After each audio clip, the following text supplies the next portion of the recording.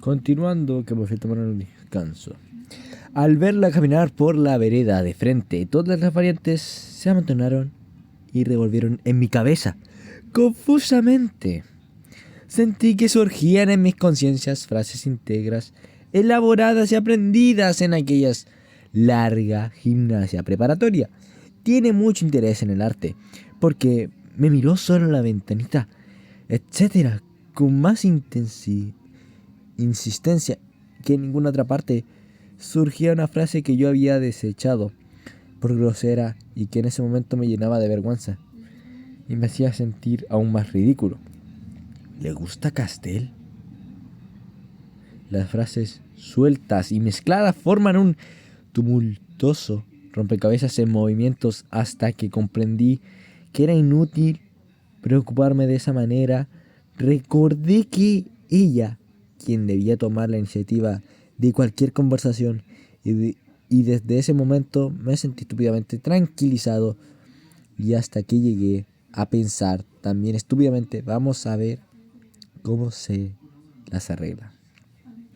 Mientras tanto, y a pesar de ese razonamiento, me sentí tan nervioso y emocionado que no atinaba a otra cosa que a seguir su marcha por la vereda de frente, sin pensar que si quería al menos la hipotética posibilidad de que preguntáramos una edición, tenía que cruzar la vereda y acercarme nada más grotesco. En efecto, que suponerla pidiendo a gritos desde allá una dirección. ¿Qué hará? ¿Hasta cuándo duraría esta situación? Me sentí infinitamente desgraciado. Caminamos varias cuadras, ella siguió caminando con decisión. Estaba muy triste, pero no tenía que seguir hasta el final. No era posible que después de haber esperado este instante durante meses, dejase escapar la oportunidad y andar rápidamente mientras mi espíritu vacilaba tanto. Me producía una sensación singular. Mi pensamiento era como un gusano ciego y torpe dentro de un automóvil a gran velocidad. Dio vuelta en la esquina de San Martín, caminó unos pasos y entré en el edificio de la compañía T. Comprendí que tenía que decidirme rápidamente y entré detrás, aunque sentí que en esos momentos estaba haciendo algo desproporcionado y monstruoso. Esperaba el ascensor. No había nadie más, alguien audaz, que yo pronuncio desde mi interior esta pregunta increíblemente estúpida. ¿Este es el edificio de la compañía T? Un cartel varios metros de largo que abarcaban todo el frente del edificio proclamaban que, en efecto, ese era el edificio de la compañía T. No obstante, ella se dio vuelta con sencillez y me respondió afirmativamente más tarde. Reflexionó sobre mi pregunta, sobre la sencillez y tranquilidad con que ella me respondió.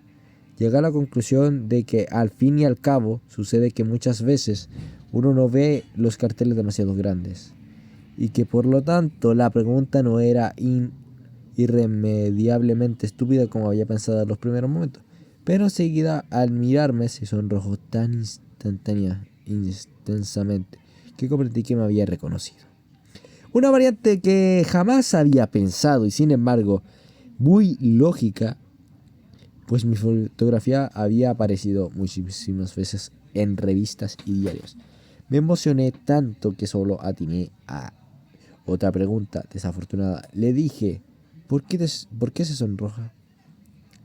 Se sonrojó aún más e iba a responder quizás algo cuando, ya completamente perdido el control, agregué atropelladamente: usted se sonroja porque me ha reconocido y usted cree que esto es una casualidad, pero no es una casualidad, nunca hay casualidades. He pensado en usted varios meses.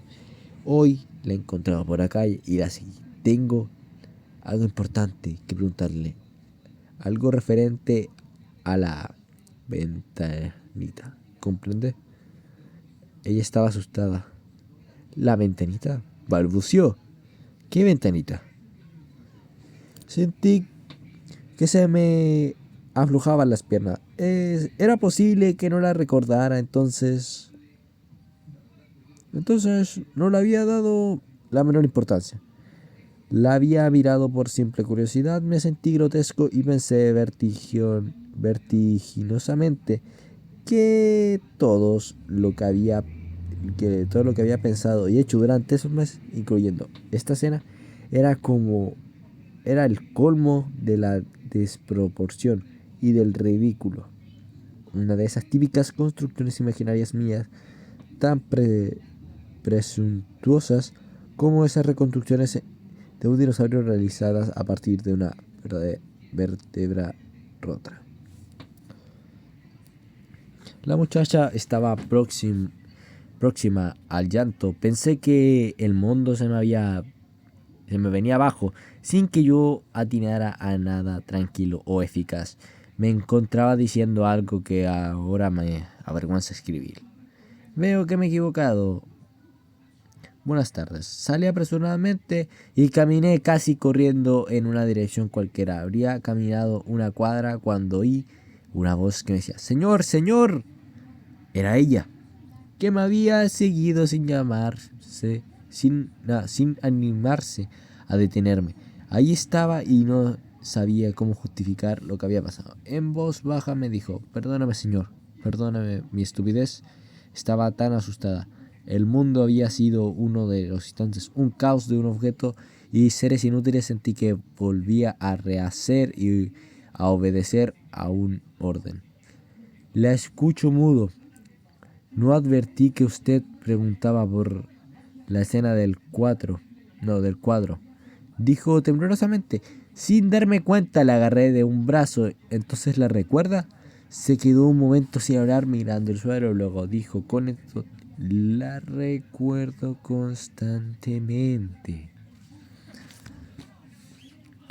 Después sucedió algo curioso. Pareció arrepentirse de lo que estaba dicho, porque se volvió bruscamente y echó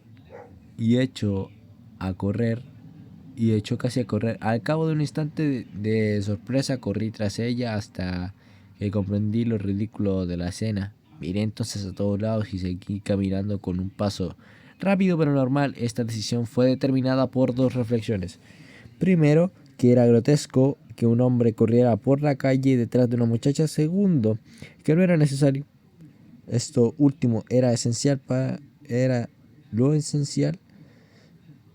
Podría verla en cualquier momento a la entrada o la salida de la oficina. ¿A qué correr como loco? Lo verdaderamente importante era que recordaba la escena de la ventana. La recordaba constantemente. Estaba contento, me hallaba capaz de grandes cosas y solamente me reprochaba el haber perdido el control al pie del ascensor. Y ahora otra vez al correr como un loco detrás de ella, cuando era evidente que podría verla en cualquier momento en la oficina. Número 7. ¿En la oficina?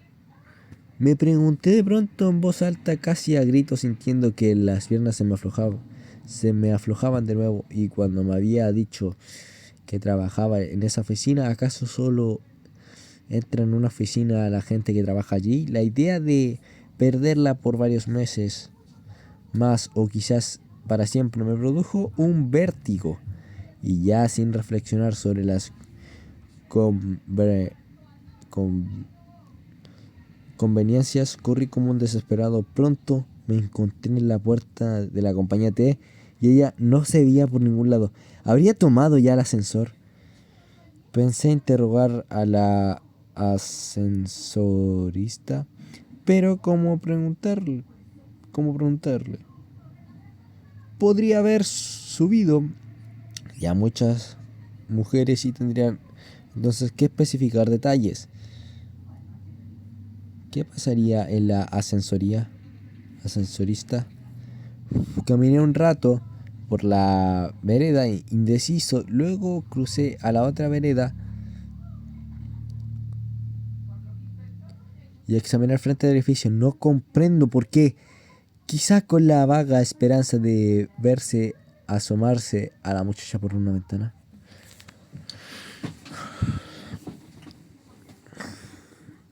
Sin embargo, era absurdo pensar que pudiera asomarme para hacerme señas o cosas por el estilo. Solo vi un gigantesco cartel que decía Compañía T. Juzgar a ojo debería abarcar unos 20 metros. Este cálculo aumentó mi malestar, pero ahora no tenía tiempo de entregarme a este sentimiento. Yo ya me torturaría más tarde, con tranquilidad, pero por el momento no vi otra solución que entrar.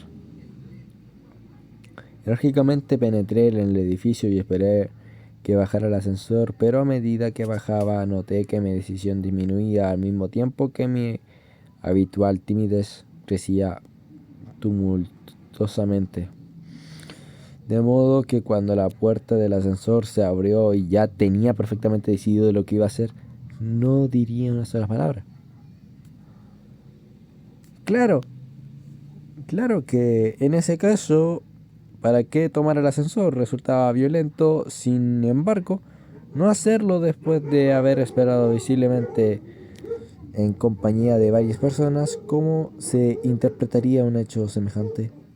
No encontré otra solución que tomar el ascensor manteniendo claro mi punto de vista de no pronunciar una sola palabra, cosa perfectamente factible y hasta más normal que lo contrario. Lo corriente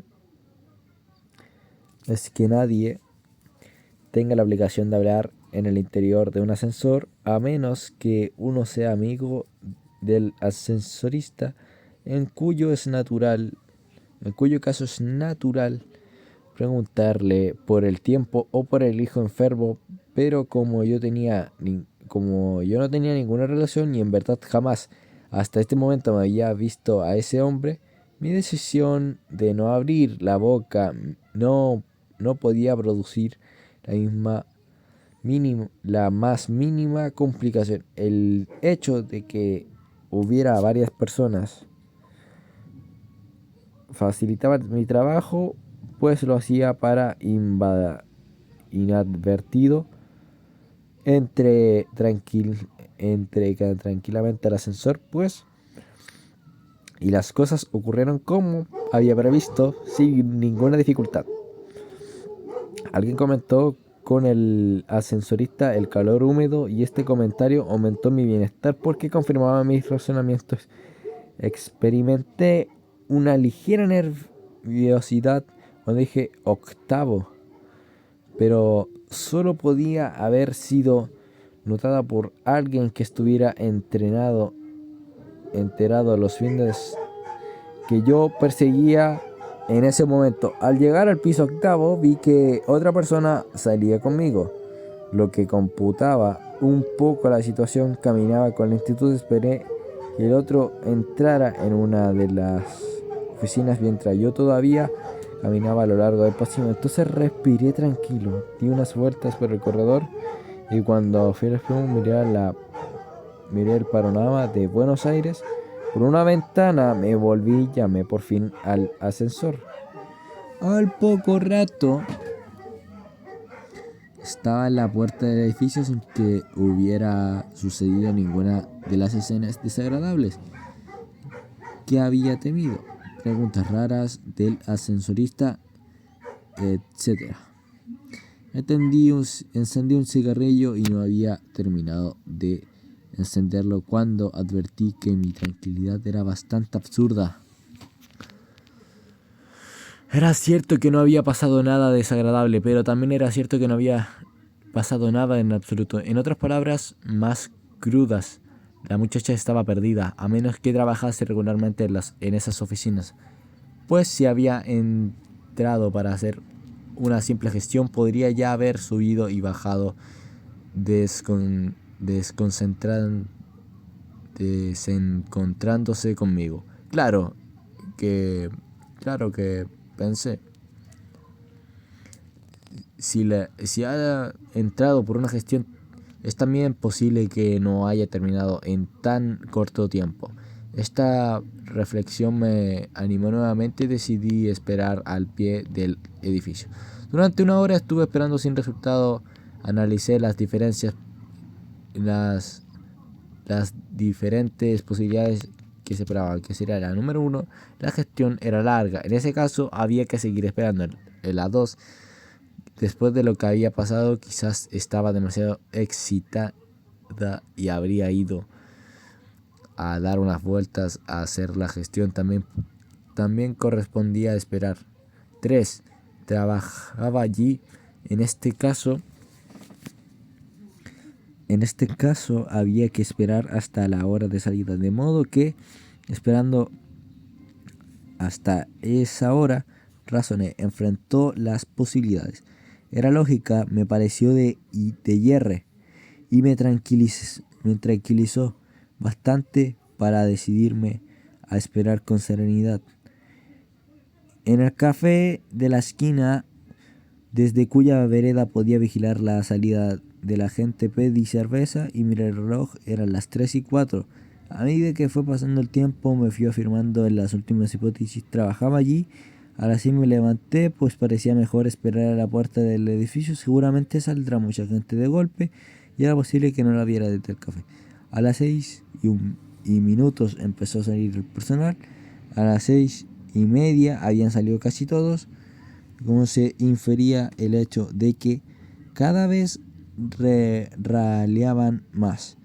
A las 7 menos cuarto no salía casi nadie, solamente de vez en cuando algún alto empleado, a menos que ella fuera un alto empleado, absurdo pensé, o secretaria de un alto empleado, eso sí, pensé con una débil esperanza. A las 7 todo había terminado. Capítulo número 8. Mientras volvía a mi casa, profundamente deprimido, trataba de pensar con claridad.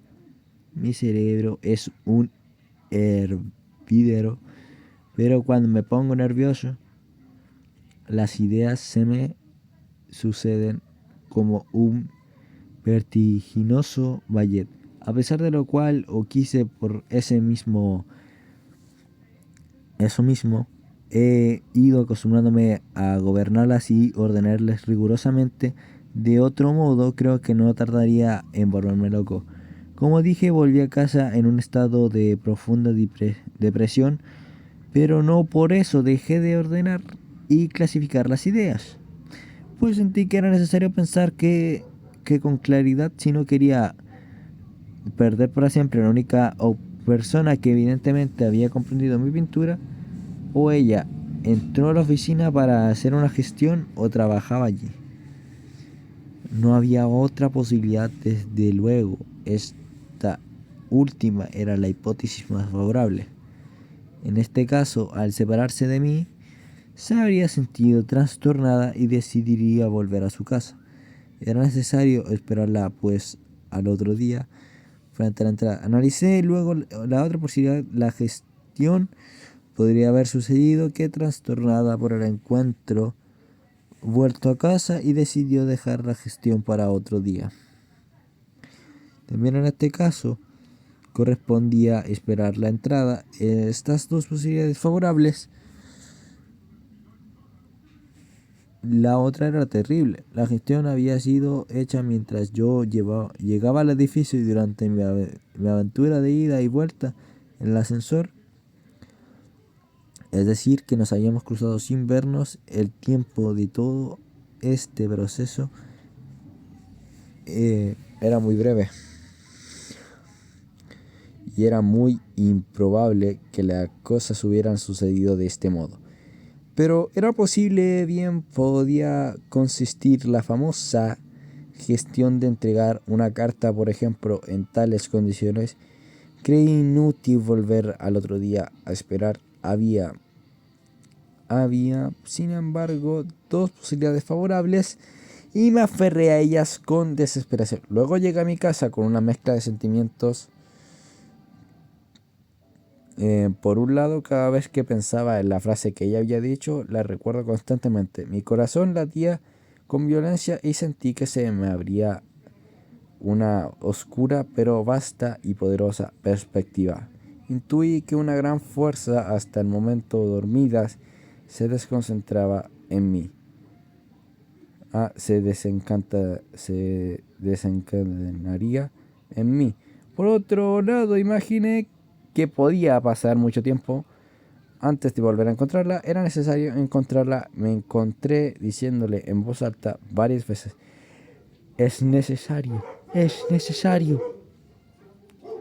Capítulo 9.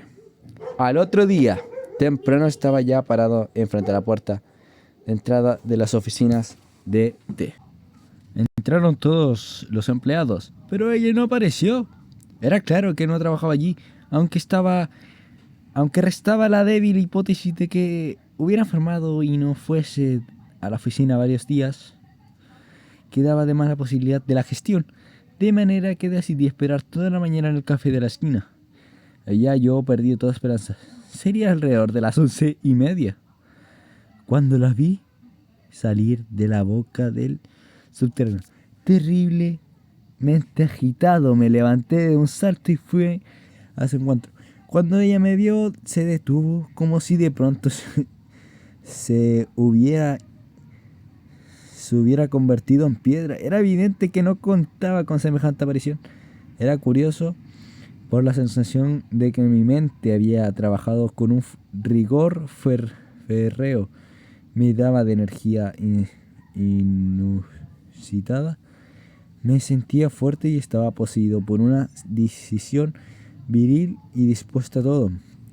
Tanto que le tomé el brazo casi con brutalidad y sin decir nada, y sin decir una sola palabra, la arrastré por la calle de San Martín. En dirección a la plaza. Parecía desprovista de voluntad. No dijo una sola palabra. Cuando habíamos caminado unas 2 cuadras, me preguntó: ¿a dónde me llevas? A la plaza de San Martín. Tengo mucho que hablar con usted, le respondí mientras seguía caminando con decisión, siempre arrastrándola del brazo. Murmuró algo referente a las oficinas pero yo seguía arrastrándola y no oí nada de lo que me decía. Agregué: tengo muchas cosas que hablar con usted. No ofrecía resistencia. Yo me sentía como un río crecido que arrastraba una rama. Llegando a la plaza y busqué un banco aislado. ¿Por qué huyó? Fue lo primero que le pregunté. Miró con una expresión que yo había notado el día anterior cuando le dijo: la recuerdo constantemente. Era una mirada extraña, fija, penetrante, parecía venir de atrás. Esa mirada me recordaba algo, unos ojos parecidos, pero no podía recordar dónde lo había visto. No sé. Respondió firmemente. También querría huir ahora. Le apreté el brazo. Prométeme que no se irá nunca más. La necesito mucho, le dije. Volvió a mirarme como si me escrutara, pero no hizo ningún comentario. Después fijó sus ojos en un árbol. De perfil no me recordaba nada. Su rostro era hermoso, pero tenía algo duro. El pelo era largo y castaño. Físicamente no aparentaba mucho más de 26 años, pero existía en ella algo que sugería edad. Algo típico de una persona que ha vivido mucho. No canas ni ninguno de esos indicios puramente materiales, sino algo indefinido y seguramente de orden espiritual. Quizá la mirada, pero ¿hasta qué punto se puede decir que la mirada de un ser humano es algo físico? Quizá la manera de apretar la boca, pues aunque la boca y los labios son elementos físicos, la manera de apretarlos y ciertas arrugas son también elementos espirituales. No pueden precisar en aquel momento, ni tampoco podría precisarlo ahora, que era en definitiva lo que daba esa impresión de edad. Pienso que también podría ser el modo de hablar. Necesito mucho de usted, repetí. No respondió, seguía mirando el árbol. ¿Por qué no habla?, le pregunté sin dejar de mirar el árbol. Contestó: yo no soy nadie.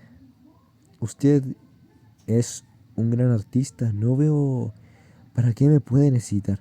Le grité brutalmente. Le digo que la necesito. ¿Me entiende? Siempre mirando el árbol. Musito. ¿Para qué? No respondí al instante. Dejé su brazo y quedé pensativo. ¿Para qué? En efecto, hasta ese momento no me había hecho con claridad la pregunta y más bien había obedecido a una especie de instinto. Con una ramita comencé a trazar dibujos geométricos en la tierra. No sé, murmuré al cabo de un rato. Todavía no lo sé. Reflexionaba intensamente y con la ramita complicando cada vez más los dibujos. Mi cabeza es un laberinto oscuro. A veces hay como relámpagos que iluminan algunos corredores. Nunca termino de saber por qué hago ciertas cosas. No, no es eso. Me sentía bastante tonto de ninguna manera.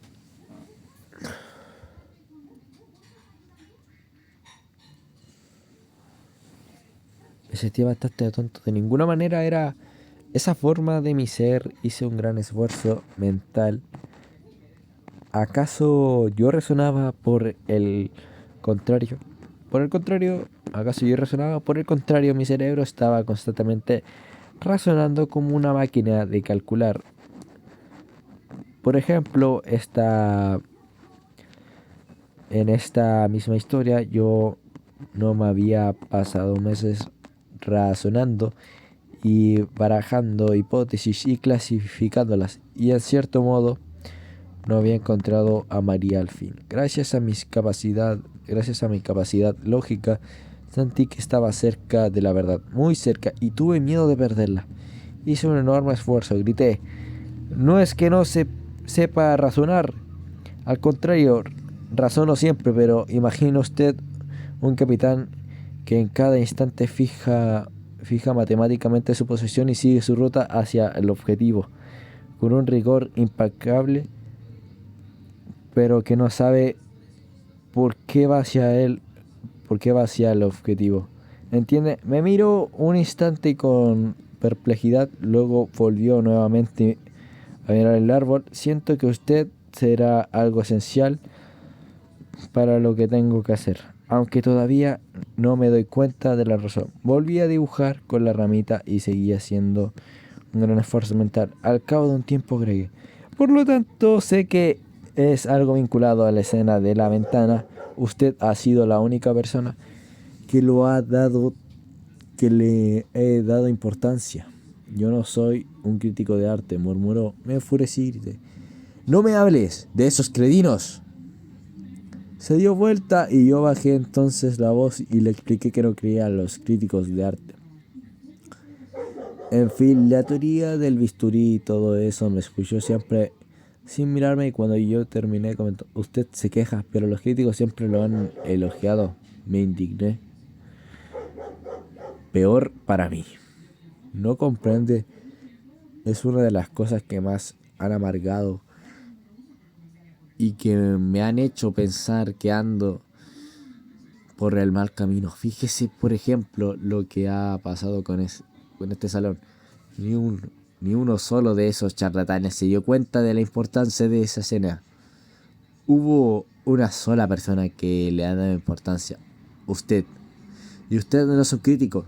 No, en realidad hay otra persona que le ha dado importancia, pero negativa. Me lo ha reprochado. Le tiene aprensión, casi asco.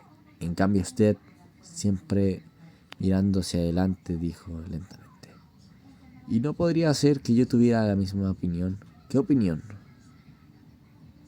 ¿La de esa persona? La miré ansiosamente, pero su cara de perfil era inescrutable. Con sus mandíbulas apretadas respondí con firmeza: ¿usted piensa como yo? ¿Y qué es lo que piensa usted? No sé, tampoco podría responder a esa pregunta. Mejor podría decirle que usted siente como yo. Usted miraba aquella escena como podría mirar yo en su lugar. No sé qué piensa y tampoco sé lo que pienso yo. Y yo por eso sé que piensa como yo. Pero entonces usted no piensa sus cuadros. Antes pensaba mucho, los construía con cómo se construye una casa, pero esa escena no. Sentía que debía pintarla así sin saber por qué y sigo sin saber. En realidad no tiene nada que ver con el resto del cuadro y hasta creo que uno de esos idiotas me lo hizo notar. Estoy caminando a tientas y necesito ayuda porque sé que se siente como yo. No sé exactamente lo que piensa usted. Comenzaba a impacientarme. Le respondí exactamente. No le digo que no sé lo que pienso. Si pudiera decir con palabras claras lo que siento, sería como pensar claro, ¿no es cierto? Sí, es cierto. Me callé un momento y pensé tratando de ver claro. Después agregué. Podría decir que toda mi obra anterior es superficial. ¿Qué obra anterior? La anterior a la ventana. Me concentré nuevamente y luego dije, no, no es eso exactamente, no es eso. No es que fuera más superficial, que era verdaderamente. Nunca hasta ese momento habría puesto a pensar en ese problema. Y en este problema ahora me daba cuenta que hasta qué punto había pintado en la escena de la ventana como un sonámbulo. No, no es que fuera más superficial, agregué como hablando para mí mismo. No sé, todo esto tiene algo que ver con la humanidad en general. Comprende, recuerdo que días antes de pintarla había leído que en un campo de concentración alguien pidió comer y lo obligaron a comerse una rata viva. A veces creo que nada tiene sentido en un planeta minúsculo que ocurra hacia la nada desde millones de años. Nacemos en medio de dolores, crecemos, luchamos, nos enfrentamos, sufrimos, hacemos sufrir, titamos, morimos, mueren y otros están naciendo para volver a empezar la comedia inútil. ¿Sería eso verdaderamente? Me quedé reflexionando en esa idea de la falta de sentido. Todo muestra, toda nuestra vida sería una serie de gritos anónimos en un desierto de astros indiferentes. Ella seguía en silencio. Esa escena de la playa me da miedo. Agregué después de un largo rato. Aunque sé que es algo más profundo. No, más bien quiero decir que me representa más profundamente a mí. Eso es. No es un mensaje claro todavía, no, pero representaba profundamente a mí. Oí que ella decía, un mensaje de desesperanza, quizá. Le miré ansiosamente. Sí, respondí. Me parece que un mensaje de desesperanza. ¿Ve cómo usted sentía como yo? Después de un momento preguntó. ¿Y le parece elogiable un mensaje de desesperanza? La observé con sorpresa. No, repuse. Me parece que no. ¿Y usted qué piensa? Que quedó un tiempo bastante largo sin responder. Por fin volvió la cara y su mirada se clavó en mí. La palabra y su mirada se clavó en mí. La palabra elogiable no tenía nada que hacer aquí, dijo con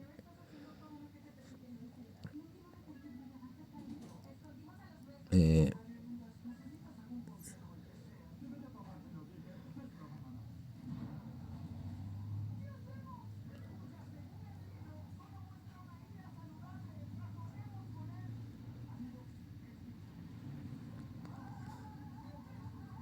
casi con dureza, afirmó.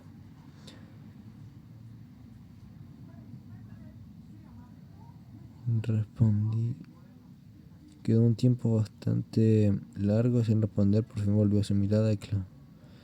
La palabra elogiable dije como contestando a su pregunta. Lo que importa es la verdad. ¿Y usted cree que esa escena es verdad? Pregunté casi con dureza, afirmó. Claro que es la verdad. Mira ansiosamente su rostro y su mirada. ¿Por qué esa belleza? Me pregunté, ¿por qué? Quizás sintió mi ansiedad, mi necesidad de comunión, porque un instante su mirada se ablandó y pareció ofrecerme un puente, pero sentí que era un puente transitorio y frágil, colgado sobre un abismo, con una voz también, también diferente, agregó. Pero no sé qué ganará con verme. Hago mal todos los que se me acercan. Capítulo número 10.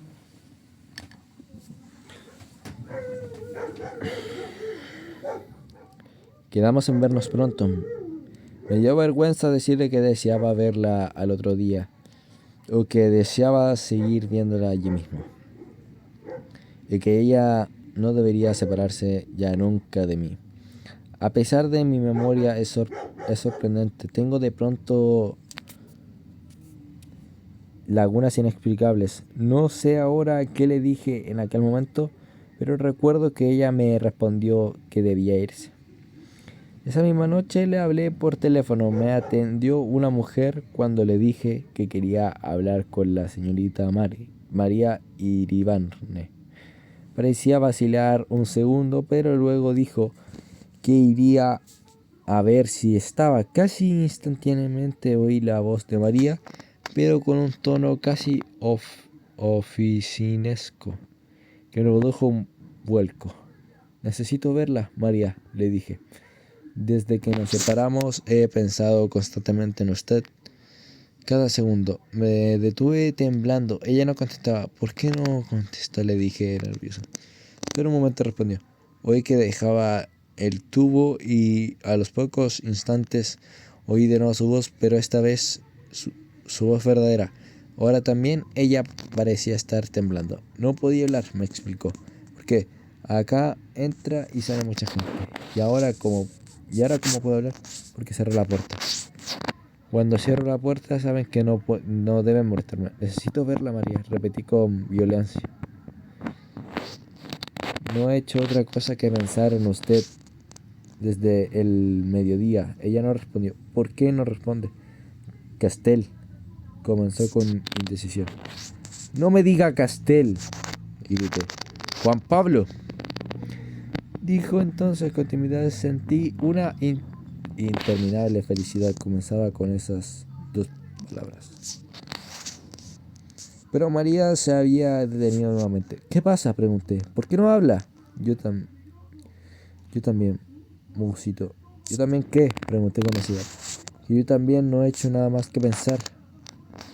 ¿Pero pensar en qué? Seguir luchando. En todo. ¿Cómo que todo? ¿En qué? En lo extraño que es esto. Lo de su cuadro, el encuentro de ayer, lo de hoy, qué sé yo, lo imprecisión siempre me ha irritado. Sí, pero yo le he dicho que no he dejado de pensar en usted, respondí. Usted no me dice que haya pensado en mí.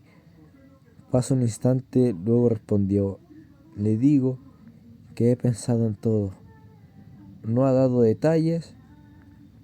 Es que todo es extraño, ha sido tan extraño que estoy perturbada. Claro que pensé en usted. Mi corazón golpeó, necesitaba detalles que me emocionaban. Detalles. Me emocionaban los detalles, no las generalidades. ¿Pero cómo? ¿Cómo?, pregunté. Con creciente ansiedad, yo he pensado en cada uno de sus rasgos, en su perfil cuando miraba el árbol, en su pelo castaño, en sus ojos duros y prontos se hacen blancos, en su forma de caminar. Tengo corta, me interrumpió de pronto. Viene gente, la llamaré mañana temprano. Alcancé a decir con desesperación. Bueno, respondió rápidamente.